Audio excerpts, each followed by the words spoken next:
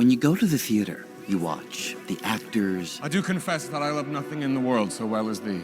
the scenery, the story. But I protest, I love thee. Well, then, God forgive me.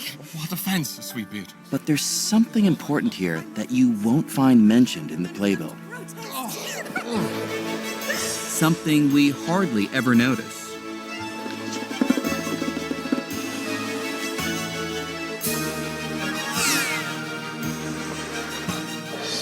The stage. It's an absolutely vital part of the show, and yet most of us, we don't even give it a second thought.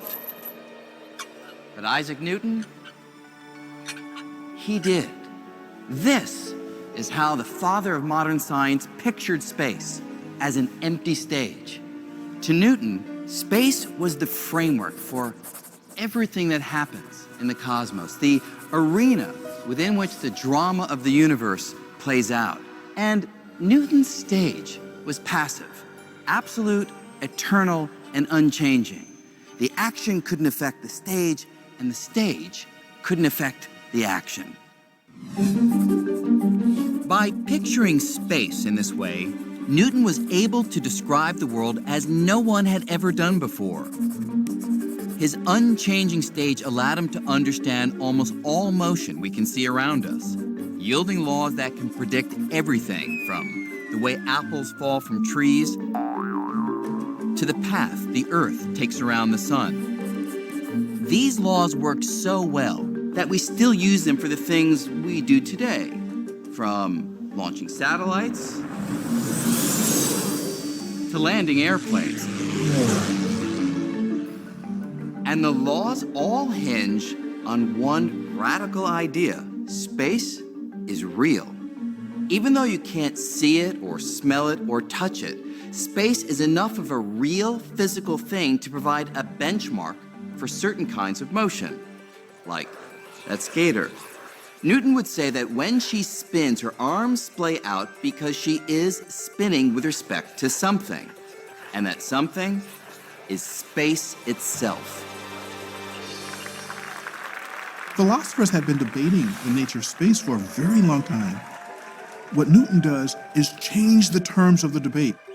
And with that, essentially modern science gets born.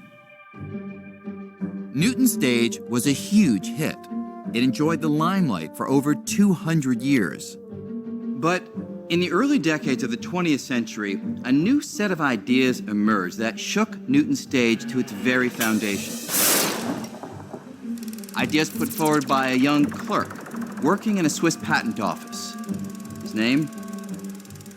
Albert Einstein. Einstein grew up in the late 1800s, at the dawn of the age of electricity. Electric power was lighting up cities, giving rise to all kinds of technologies Newton could never have imagined. All of these developments tapped into something that had captivated Einstein since he was a child: light. Not light bulbs and street lamps, but the very nature of light itself. And it was his fascination with one particularly weird feature of light, its speed, that would lead Einstein to overturn Newton's picture of space. To see how, let's take a ride.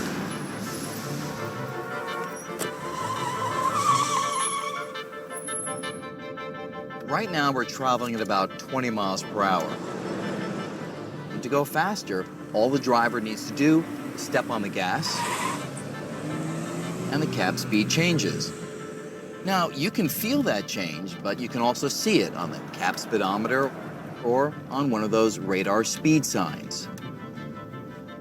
Okay, you can slow it down now. But now imagine that instead of measuring the speed of the cab, you have a radar sign that measures the speed of the light coming off its headlights. That sign would measure the light traveling at an astounding 671 million miles an hour. Now, when the cab starts moving, you'd think that the speed of the light would increase by the same amount as the car. After all, you'd think that the moving cab would give the light an extra push. But surprisingly, that's not what happens. Our radar sign or any measurement of light speed will always detect light traveling at 671 million miles per hour, whether the cab is moving or not. But how could this be? How could all measurements of light speed always come out the same?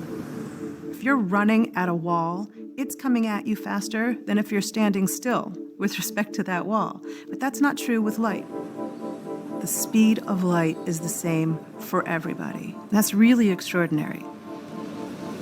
So here's how Einstein made sense of this extraordinary puzzle.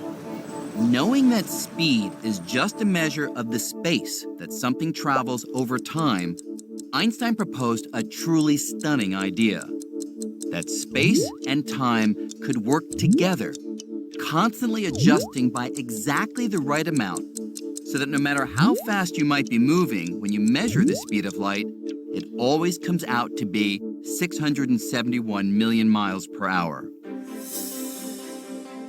To respect that absolute quality about light, time had to cease to be absolute, space had to cease to be absolute, and those two had to become relative in such a way that they slosh between each other.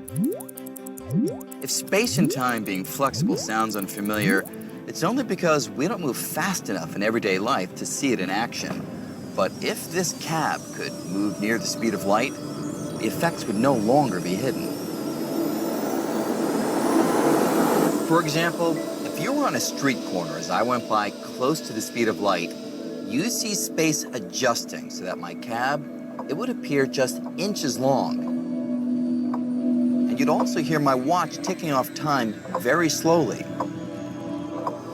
But from my perspective, inside the cab, my watch would be ticking normally, and space in here would appear as it always does. But when I look outside the cab, I'd see space wildly adjusting, all to keep the speed of light constant.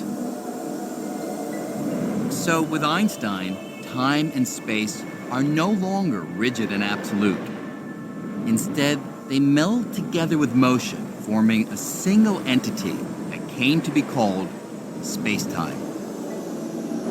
I think as we live our life every day, we live with a Newtonian picture of space and time.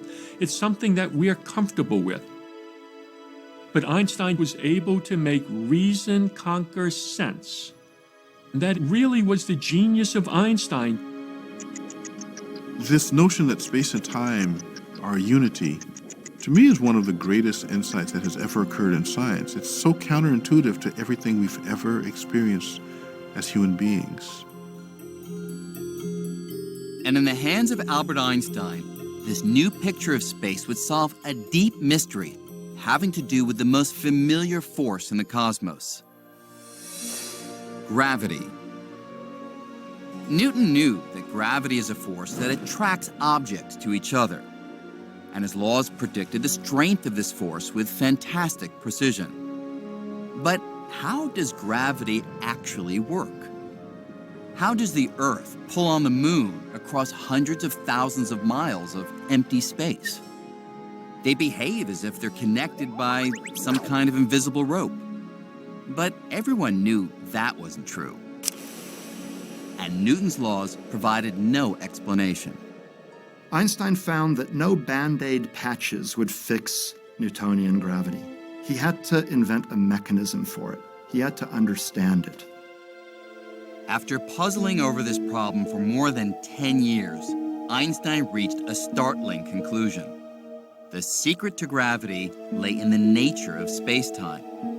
It was even more flexible than he had previously realized. It could stretch like an actual fabric. This was a truly radical break from Newton. Think of this table as space-time, and think of these balls as objects in space. Now, if space-time were nice and flat, like the surface of this table, objects would travel in straight lines. But if space is like a fabric that can stretch and bend, well, this may seem a little strange, but watch what happens if I put something heavy on the stretchy space-time fabric.